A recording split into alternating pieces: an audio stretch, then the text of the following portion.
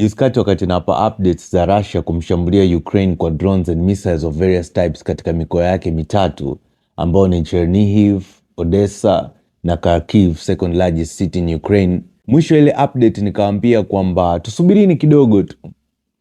Ukraine na wao lazima watajibu mashambulizi. Hii kitaalamu tunaita retaliatory strike. Ukraine lazima watafanya retaliatory strike. Haya, hiyo siku yenyewe imefika. Jana tarehe 28 Aprili 2026, Ukraine wamewashambulia Russia kwa drones kule Black Sea port city of Tuapse. Shabaha ya wa Ukraine ilikuwa kwenye oil refineries na power grid.